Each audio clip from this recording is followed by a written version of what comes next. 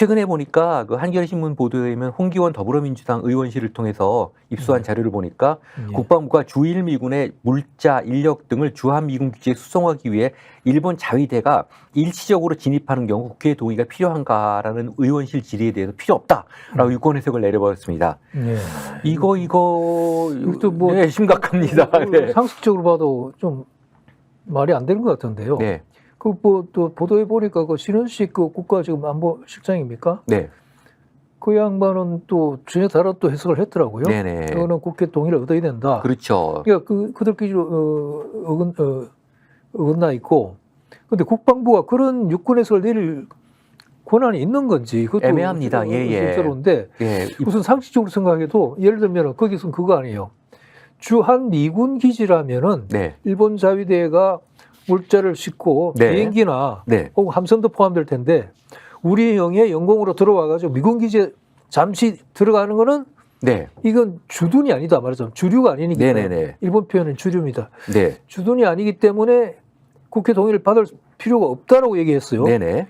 근데 이게 그게 어떻게 그런 논리가 도출되는지 모르겠지만 네. 아니 우리 영공이나 영해에 일본 자위대 혹은 일본 군대가 들어오는데 아무런 그 사전 뭐 승인이나 동의 절차 없이 미군이 오라면 그냥 오는 거고. 네. 그럼 이런 상황이 일반화된다면은 일본은 언제든지 당연하죠. 미군만 부르면 네. 언제든지 한국에 진입할 수 있다는 얘기고 네, 맞습니다. 어떤 목적이든 네네. 우리는 그 체크도 할 수 없고. 그렇죠. 이게 말이 됩니까? 이게 지금 군사 작전으로 지금 들어오는 거, 수송 작전. 예를 들면 여기 지금 그럼요. 얘기하면 군대가 들어오는 건데. 군대가 들어오는 거예요. 그럼요. 군대가 예를 들어서 일본 자위대가 어떤 평화 사절의 일부로 들어와 갖고 뭐 축하 모임을 한다 이런 게 아니라 그렇죠. 일본 자위대가 주일미군에서 주한미군 쪽으로 물자 수송을 위해서 진입하는 겁니다. 그렇죠. 이거 군사 작전이 이러는데 심각한 거거든요. 그러네요. 세상에 우리 영토에 다른 나라 중무장한 군대가 지금 들어오는데 그것이 국민의 대표기관에 어떠한 동의도 받을 필요 없다. 특히 여기 보면 제가 읽어드리겠습니다. 헌법 제60조 제2항은 국회는 선전포고 국군의 외국의 파견 또는 외국 군대의 대한민국 영역 안에 주류에 대한 동의권을 가진다. 이렇게 지금 명문의 규정으로 명시하고 있습니다. 이 주류라고 하는 게 저도 요즘 안 쓰는데 이제 군대가 일정 기간 머무르거나 움직인다라는 뜻인데 맞습니다. 요즘 맞습니다. 주류라는 말을 안 쓰지만 주류는 일본에서 쓰는 말이에요. 근데 그렇긴 한데 이게 왜 그렇게 쓰여졌냐면 주둔이라는 어감은 예. 어떤 특정 군대가 상당 기간 머무른 걸 얘기하고 있는데 주류라고 하는 건 잠깐 머물거나 움직이는 정도를 얘기하고 있거든요. 네. 그렇지만 이거는 기본적으로 국방부에서 얘기하는 식으로 일시적이라는 게 그럼 단기간이 어느 정도가 일시적인 겁니까? 그거 규정이 없죠. 5분이에요? 뭘 일시적이라고 하루입니까? 하는지. 예. 한 달이면은 주둔이고 하루면은 이게 주류입니까? 그러니까요. 그러니까 이게 국방부가 유권 해석을 할 수 있느냐 여부는 제가 법학자로 봤을 때 그럴 수도 있고 아닐 수도 있습니다. 왜냐하면 국방부는 자체로 이제 헌법기관으로서 부령을 내릴 수 있기 때문에 유권 해석 자체는 보통 부가 하거든요. 유권 해석이 맞다는 건 아닌데 문제는 이런 식의 유권 해석을 내고 있다는 게 저도 참. 근데 그게 저는 그게 말하자면은 이게 우리가 지금 전시작전 통제권이 미군한테 있잖아요. 네. 우리나라 군대 전시작전 통제권이 지휘권이 말하자면 미군에게 있어요. 근데 평시작전 통제권은 한국군에 있거든요. 있죠. 예. 그럼 전쟁이 날 경우에 전쟁이 그냥 평시로 나눠서 생각해 볼 수 있는데 평시에는 한국군에게 그 전시작전 통제권이 있어요. 그러면은 평시에 전쟁이 나지 않았는데 일본 자위대가 영공이나 영해를 통해서 미군 기지라고 미군 기지가 딴 데 있는 게 아니고 우리나라 영공 영해 내에 있어요. 근데 우리한테 아무 그것도 없이 그냥 갈 수 있나? 네. 이거 말이 안 되죠. 네네. 그다음에 전시라고 칩시다. 네. 전시면은 미군이 지휘권을 갖고 있어요. 그러면은 만일에 전쟁이 터진다거나 할 경우에는 한국은 아예 그 논의 대상이나 상위 대상도 아니고 아니에요. 미군이 예. 일방적으로 네. 자위들을 불러오건 네. 독일군을 불러오건 네. 미군이 알아서 한다는 거 아니에요. 네, 맞습니다. 그런데 대해서 우리 아무런 동의 절차나 네. 승인 절차도 없이 네. 하는 게 지금 합법이라고 얘기하고 있는 하고 거예요. 있잖아요. 국방부가. 말도 안 되는 소리고. 말이 안 되죠. 지금 신원식 실장도 지금 이것도 묘한 건데 어감차인데요. 자기가 국방장관이 있다 또 안보실장으로 오니까 다른 얘기를 하는 겁니다. 그 문제는요. 한국 전쟁 때 그 맥아더 사령부가 급한 경우 일본 자위대를 투입하겠다고 얘기를 하니까 이승만 대통령이 만약에 자위대가 투입되면 우리는 총뿌리를 겨눠서 남쪽으로 가겠다고 얘기를 할 정도. 이승만 대통령도 그랬어요. 그 그렇죠. 정도의 문제들인데 그 당시 그 뒤 역사 하는 비밀 자료에 보면은 자위대라는 이름으로 들어오지 않았지만 일본군이 들어왔어요. 들어와가지고 그렇습니다. 예. 그 기뢰 제거, 기뢰 제거 소해정들이 했죠. 들어왔어요. 맞습니다. 예, 예. 네. 그래가지고 그때도 공식적으로 밝히지 않고 실은 들어왔거든요. 네. 맞아, 미군은 일본 군대를 여기 들어와가지고 자기 작전에 투입하고 싶은 거예요. 당연하죠. 그리고 근데 실제 투입했고. 그런 경우에 정말 위험한 게 주변 정세를 굉장히 변화시킵니다. 지금 예를 들어서 자위대가 전수방위적 개념 아닙니까? 일본 열도 내에 있는 거하고 이게 전진 배치가 돼갖고 한국까지 들어오는 건요. 이 주변 어떤 지오폴리틱스 이런 정세를 봤을 때 굉장히 위험합니다. 저도 사실 일본 학자들하고 얘기하면 일본 학자들이 뭐라 그러냐면 니는 참 힘들겠다. 우리는 미국만 붙들고 있으면 돼. 이렇게 얘기하거든요. 이 한번 정세를 보세요. 서태평양상에 이렇게 둥둥 떠 있는 일본 입장에서는 미국만 강건히 붙들고 있으면 되는데 우리는 지금 낀 나라거든요. 그런 나라가 일방적으로 한쪽 편을 들었을 때 오는 그런 어떤 결과를 어떻게 감당하려고 저 사람들이 저러는지. 더욱이 일본은 우리하고는 아주 특수한 관계죠. 예. 일본은 지난 세기 근대 이후에 우리나라 침략하고 식민 지배한 것 자체를 합법이라고 지금까지 주장하고 아직까지 있고, 그러죠. 예. 그게 진정으로 반성하지도 않고, 그게 1965년 내년이면 60주년이었는데 네. 거기서 65년도에 그 형식적으로 국회 정상화를 하긴 했지만 실제로 그 과거사에 대해서 반성한 적도 없고 한마디도 안 했습니다. 배상한 적도 없고요. 네. 이제 그런 군대를 그리고 늘 그 우익들의 입만 열면은 자기들의 그 군사적 이익선이라는 게 한반도와 심지어 늦게 만주까지가 자기 군역으로 차지해야 된다고 주장하는 그런 우익들이 아직도 일본 정치의 주류를 이루고 있는 그런 나라의 군대를 우리나라 아무런 국회나 국가기관의 승인 절차나 상의도 없이 미군이 오라고 하면 그냥 다 합법이라고 얘기해버린다. 들어간다. 이게 있을 수 없는 얘기죠. 그리고 국방부가 난 도대체 국방부가 우리나라를 지키는 국방부인지 아닌지 그걸 모르겠어요. 맞습니다. 지적 잘하셨어요. 요새 국방부가 오만불손하기가 지금 극에 달하고 있습니다. 저희가 동영상 하나 준비했거든요. 그 국방장관하고 그 방첩대장이 이번에 국감장에서 했던 동영상이 있습니다. 한번 틀어주시겠습니까? 군복 입었다고 할 얘기 못하고 가만히 있는 건 더 병신이라고 생각합니다. 신원식 장관 그런 거 문제 있다고 느끼신 적은 없죠? 빨리빨리 대답하세요. 뭐 굳이 대답할 필요를 못 느낍니다. 대답할 필요를 그 오만하게 답하지 말고 내가 묻는 거에 대답하세요. 대답할 필요를 느낄 필요 없이 건강하다 이렇게 보신다는 그렇습니다. 거잖아요. 네. 그래요. 네, 이거 지금 어떻게 보십니까? 이게 지금 국민의 대표기관 앞에서 지금 있을 수가 있는 소리입니까? 저게 지금? 그러게요. 그들은 이제 야당이나 정치적 반대자라면은 국회의원이라도 자기 편이 아니라고 인식하는 거죠. 무슨 국방장관이 지금 국민 대표로 인정 안 하는 거죠. 그런데 저는 지금 이 동영상을 보면서 두 가지 지금 기시감이 들었는데 첫 번째 예전에 왜 전두환 정권 때 서진 룸사롱 살인 사건 아시죠? 그때 당시에 조직폭력주의 거한들이 이런 거한들이 그렇게 사람을 무참히 살해하고도 붙들려 와갖고 검찰에서 아주 당당했어요. 기억하시죠? 그런데 나중에 알고 보니까 그 뒤에 전경환이가 있지 않았습니까? 뒷배경이 있으니까. 뒷배경이 있으니까 마치 자기네들이 그 앞에서 자기네 오야봉이라고 하나요? 두목 앞에서는 막 고개를 90도까지 하면서 마치 자기네들이 자기네 천지인 것처럼 얘기를 했거든요. 여기 보면은, 이 국방장관이 일종의 개파보스 노릇을 하더라고요. 예. 그러면서 아주, 야, 나만 믿어. 내가 믿으면, 야, 저것들 별거 아니야. 라는 식으로 이런 느낌이 들고, 또 하나는 두 번째가 이제 대통령한테 이게 지금 정치적 부담을 주는 건데, 여기 지금 국방장관이 그랬죠. 군복 입었다고 할 말 못하는 병신. 이게 국회에서 할 소리입니까? 근데 왜 별 몇 개씩 단 사람들이 또 국가의 장관이다. 이런 사람들이 국민의 대표 기관인 국회에 와서 할 말 못하는 줄 아십니까? 그게 여러 가지 원인이 있지만 그것이 자기가 모시는 자기 대통령한테 정치적 부담을 줄 수 없기 때문에 거기서 그거를 감내하고 있는 거예요. 그게 인격입니다. 그 공직자가 그 급의 장관급 공직자가 되기 위한 우선 인격적인 기본 소양이에요. 근데 여기서 이렇게 하니까 아까 지금 국감장에 와 있 여기 지금 안 나와 있죠. 황희 의원은 이렇게 행동하니까 대통령한테 부담을 주지 않습니까라고 얘기를 하더라고요. 예.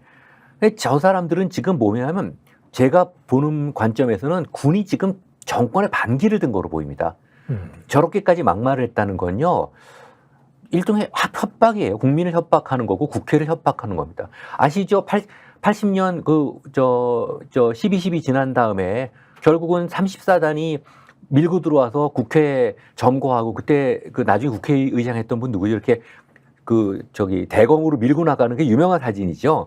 예, 그게 대검으로 그 국회의원을 갖다가 군인이 등에다 이렇게 찔러가면서 국회를 쫓아내는 그건데 군이 지금 국회와 국민을 갖다 협박하고 있고 지금 심지어는 윤석열 대통령도 정신 차리셔야 돼요. 지금 자기한테 반기를 든 거예요. 나 개파 보스인데 나 진짜 보스하고 거의 맞먹어. 우리 한 방 붙어볼까 지금 이러는 거.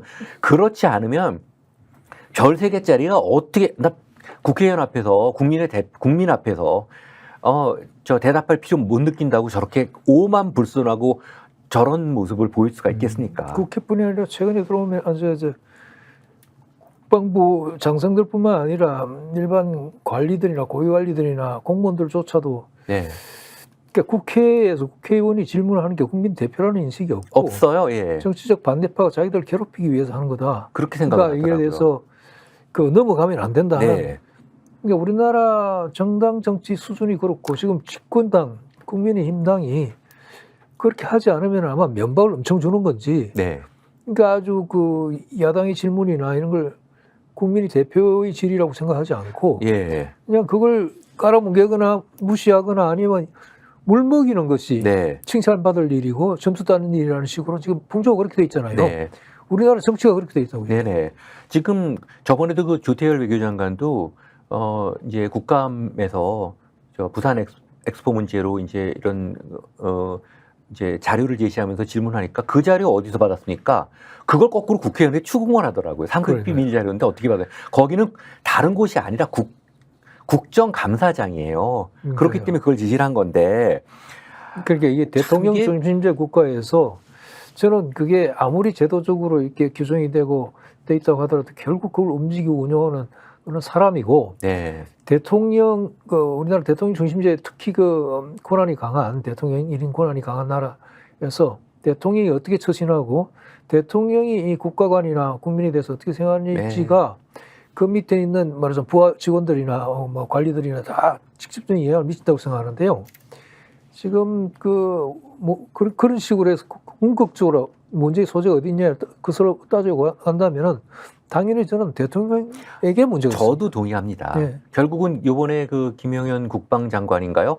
그 사람이 그렇게 막말을 하고 국민의 대표기관 앞에서 그것이 여당이건 야당이건 상관없이 그럴 수 있다는 것은 그 대통령도 결국 그렇다는 소리지 아닙니까? 그렇죠. 결국 그렇기 때문에 그런 사람들이 강요로 선임되는 거고 그래서 맞습니다. 오죽하면은 그 국민의힘에서도 그 문제를 제기해서 결국은 그 정회 이후에 그 문제에 대한 유감을 표현했죠. 사과를 해야 되는데 말이 좀 지나쳤다는 거에 대해 유감이라고 하는 건 그야말로 좀 내가 I feel regret 정도거든요. 내가 I apologize가 아니라 정말 이 문제에 사과드립니다. 내가 조금 지나쳤습니다가 아니라 뭐 좀 유감인데 뭐 좀 이해하고 넘어갑시다. 이런 그러니까 일본에서 얘기하는 통석의 염이다. 이런 정도 얘기들 아닙니까? 이런 문제들인데 제가 한번 그래서 저는 사실 국방부 좀 관심 있고 그래서 이렇게 봤어요. 1963년 이제 박정희 정권 때부터 지금까지 국방장관이 36명이 거쳐갔습니다. 15대부터 이제 이번에 50대인데 여기 지금 나와 있죠. 신원식 장관까지만 있고 지금 현직 장관은 없는데요. 이 여기 지금 출신 보십시오. 100% 36명 전원이 직업군인입니다. 저는 무슨 일이 있어도 국방장관은 군인이 하면 안 된다고 생각하거든요. 왜냐하면 국방부 장관은 헌법상 규정된 군에 대한 문민 통제를 최전선에서 시행하는 사람입니다. 예. 그렇기 때문에 차라리 제가 결코 군인들을 직업 군인들을 무시하는 것도 아니고 그들의 정치적 역할 같은 것들을 무시하는 것도 아닙니다. 필요하면 차라리 행정안전부 장관을 하거나 문화체육관광부 장관을 하더라도 이 국방부 장관은 일단 이 문민 통제를 해야 됩니다. 민간인 측에서 이제 군을 군 복무를 마친 사람, 필요한 사람 중에서 그쪽에서 나와야 되는 건데 지금 저렇게 그 국방장관이 이건 뭐 계속 군인 출신인데 이건 이번 정권만 뭐라 그럴 문제는 아닌 게 문재인 정부도요. 서욱 국방부 장관, 육군참모총장, 현직 참모총장 옷을 벗겨서 바로 국방장관에 임명을 했습니다. 그러니까요. 그럼 김대중 어떻게 박정희 전두환 때야 군사정권이라고 하는데 김대중이 있었고 노무현이 있었고 문재인이 있었고 어떻게 근데 그 와중에 단 한 명도 문민 출신이 국방부를 통제하지 못했다는 거. 국방부가 아시다시피 우리나라에서 정부 중에서 가장 많은 예산을 쓰지 않습니까? 집행하지 않습니까? 근데 그런 거에 대한 지금 통제가 안 되고 있어요. 참 안타까운 문제입니다. 문미 통제 원칙이 지금 아직 확립이 안 돼 있는 거죠. 네네. 물론 그동안에 우리 뭐 건대사 이후 권현대사가 전쟁이나 이런 걸 점철돼서 그렇긴 하지만 말씀하신 대로 문민 통제 원칙이 빨리 확립돼야 되고. 네. 예.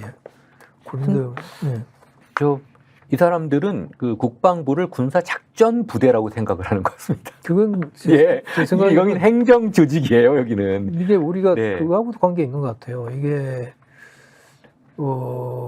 이게 나라의 어떤 자립이나 자율성이라고 그럴까 관계 있어요. 왜냐하면은 우리나라 군대는 어떻게 보면은 미군 지휘 체제 하에 되어 있기 때문에 일단 상명 하복의 그런 위계 질서식으로 되어 있기 때문에 어떤 독자적인 어떤 한 국가의 독자적인 어떤 그걸로 볼 수 없는 측면도 있기 때문에 우리나라 국방장관이나 군대라고 하는 게 아직 아까 말씀드린 대로 전시작전 통제권조차도 참 안타깝죠. 이만한 국가 무력 수준으로 군사력 수준으로 치면 세계 6위, 4위, 7위, 5위 뭐 6위, 한다는 그런 나라가 아직 자기 군사작전 통제권도 없으니 이게 네.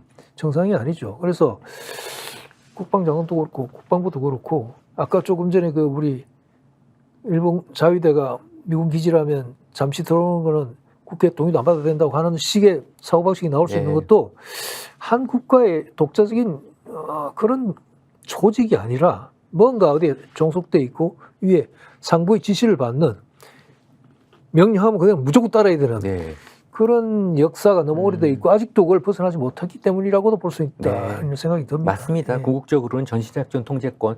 이 전시작전 통제권은 지금 미국에서 제발 가져가라가로. 왜냐하면 미국의 그 전략 개념이 바뀌었지 않습니까? 모바일로. 그래서 이제 주한미군이 붙박이 군대가 아니라 이제 동아시아에 있는 많은 국제 분쟁에 직접 참여하기 위해서는 이제 여러 가지 법 개정도 필요하기 때문에 전시작전 통제권을 너희가 가져가라고 얘기하는데 그거를 부득 우기면서 안 가져가겠다고 한다는데 그게 노무현 대통령까지만 해도 사실은 돌려받게 돼 있었고 네. 그 돌려받는 일정까지 정해져 있었어요. 네네. 근데 이제 이명박 대통령 때고 연기하고 박근혜 대통령 와서는 더 연기하더니 아예 사실은 거의 폐기 처분해버렸잖아요. 네네. 근데 최근에 보면은 미군이 유엔사에 독일을 유엔사에 다시 받아들이고 하는 그 과정이나 한미연합사나 그다음에 흔히 말하는 아시아판 나토 만들고 그다음에 미일 동맹 쪽으로 해서 한미일 군사 동맹 체제로 해가지고 군사 지휘 통제 체제를 통합하는 이 과정을 보면은 미군은 제 생각에는 다시 생각이 바뀌었어요. 안 내줘요. 지금 보면은 전시작전 통제권을 반환하기 위한 여러 가지 조건들이 있어요. 네. 뭐 어느 부분에 점수가 이상돼야 되고 뭐 어느 분야는 어떻게 되는데 그걸 제가 읽은 여러 가지 기사들에 따르면은 그걸 도저히 충족시킬 수 없어요. 현실적으로. 예. 미국은 사실은 그런 반환되지 않은 여러 가지 조건을 만들어가지고 계속 사실 자기 손에 쥐고 있는 거예요. 네네. 그래서 최근에 보면 미국은 뭔가 꿈꾸고 있어 달리 있고 따로 있다. 예, 달리 있어요. 선생님, 미군이 갖고 있는 안보에서 역할들이 분명히 있어서 저도 인정합니다. 근데 이게 국가 안보를 위해서 그렇게 한다면 저는 너무 좋겠는데 사실은 이게 그 부정한 기득권을 이제 유지할 수 있는 마지막 보루라고 생각을 하는 것 같아요. 제가 이제 과거를 봤을 때 이모군란이 있지 않았습니까? 1895년에. 이모군란이 있으니까 청리에서 한 3,000명 정도의 청군들이 이제 여기 그 동대문 운동장 이제 지금 거기에 예전 동대문 운동장에 주둔을 합니다. 예. 근데 갑자기 저쪽 이 베트남 쪽에서 이제 위기가 있으니까 이제 청군을 다시 빼요. 그래서 한 1,500명 남았거든요. 예. 그러니까 바로 갑신정변이 났습니다. 그 소리를 제가 보고 너무 놀란 게 이게 미군의 주둔 자체가 한반도의 어떤 안보 환경을 스테이블하게 유지하는 역할도 있겠지만 지금 한국의 그 부정한 기득권층들, 지금 말하는 4.3을 폭동이라고 하는 그 인간들은 그나마 자기네들의 기존의 기득권을 유지할 수 있는 마지막 보루라고 지금 주한미군을 생각을 하는 거거든요. 맞습니다. 그래서 주한미군이 심지어는 이 서울에서 평택으로 이전하는 것도 반대되지 않습니까? 에디터님 저기 용산기지 가보셨어요? 예, 물론. 물론 가보셨겠죠. 제가 한 10년 전에 이제 교포 따라서 한번 거기 용산기지를 가본 적이 있습니다. 저 그날 체에서 나왔어요. 저 그렇게 대단히 운동권 아닙니다. 그리고 미군이 우리 통일 이후에도 이 한반도의 어떤 평화 안전을 위해서 주둔해야 된다고 생각하는 사람인데 제가 용산기지를 가보고 너무 놀란 게 그 안이요. 완전히 미국이더라고요. 여기 식민지로 봐요, 완전히. 그렇죠. 너무 놀란 게 그래서 좋습니다. 우리의 필요에 의해서 미군이 주둔할 수 있어요. 충분히. 그러나 한 나라의 수도에 거대한 중무장한 외국 군대가 주둔하면서 그 나라 심지어 도시계획까지 좌우할 정도가 된다면은 이게 어떻게 주권국가라고 얘기할 수가 그러니까요. 있습니까? 거기에 있던 미군 쪽하고 손잡고 있는 국내 기득권 세력의 정치적 혹은 사회적 지위 보장을 위한 역할을 분명히 하는 게 주한미군의 아주 큰 역할 중에 하나고요. 네. 또 하나 더 큰 거는 미국이 사실은 더 염두에 두고 있는 거는 그 중국 내지는 동아시아에서 미군의 전략입니다. 그러니까 네. 이게 지금 주한미군이 예전에는 북한의 남침을 저지 내지는 억제하기 위해서 존재했고 만일 쳐들어오면은 그걸 퇴치하는 그런 역할로 국한돼 있었는데 지금 주한미군의 역할은 그걸 완전히 떠나 있어요. 이거는 한국군이 북한의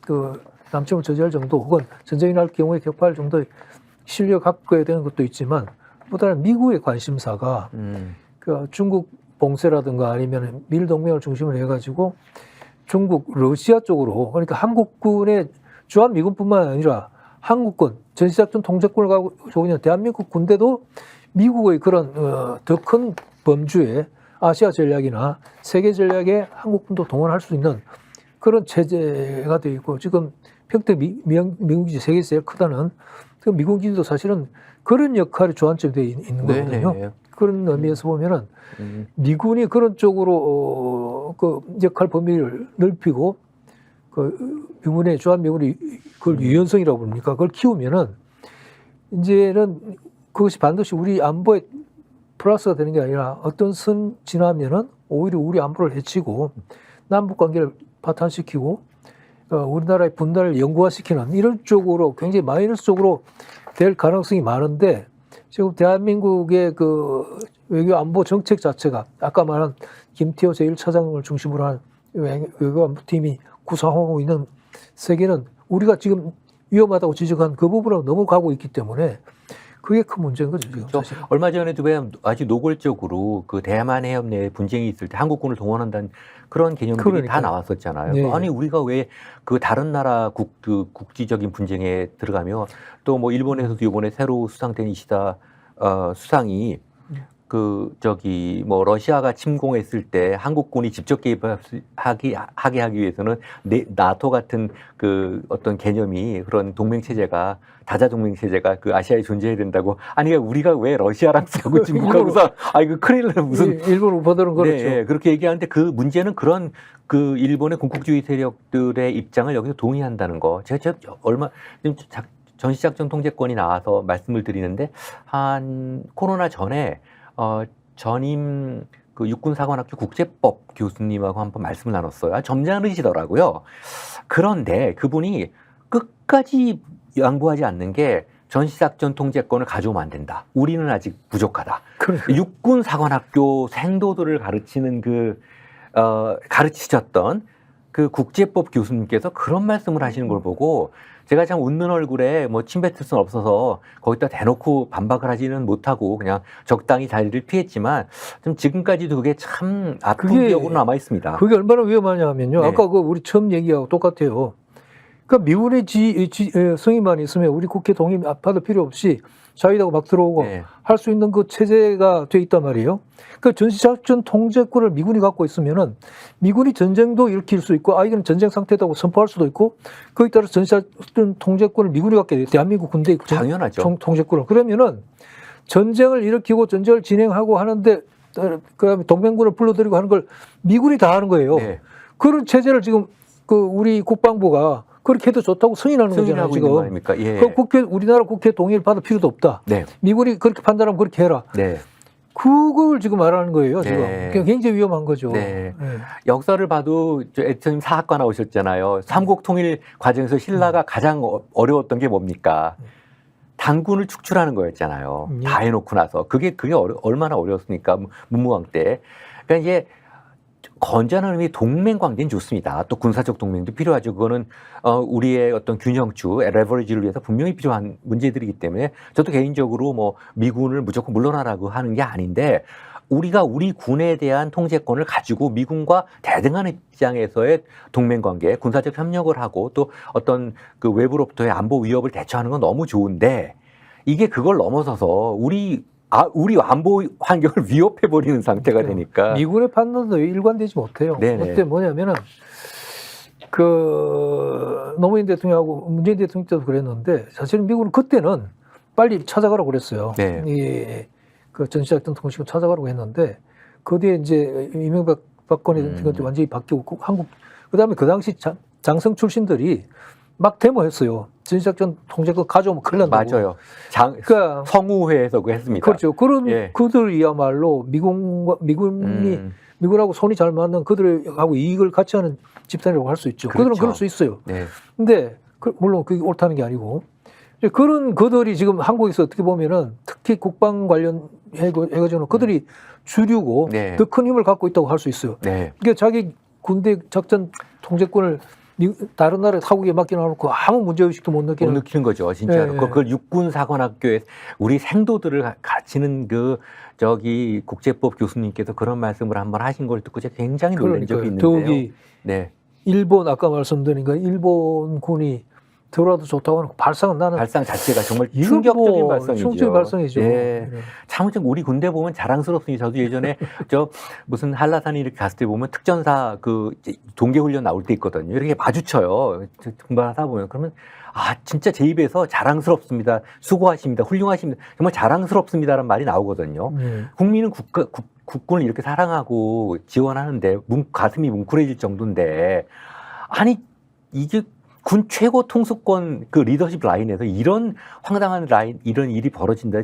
진짜 상식적으로 용납할 수 없는 발상이 이루어진다는 거. 그 참 너무 안타까운 일입니다. 하여튼 전 정말 국방장관이 이번 정권에서 불가능하겠지만 다시 좀 민주 정권이 들어오면 제발 국방장관만은 정말 건전한 국방을 가진 문미 출신이 좀 국군을 통제했으면 좋겠습니다. 예. 그런 부분들이고요.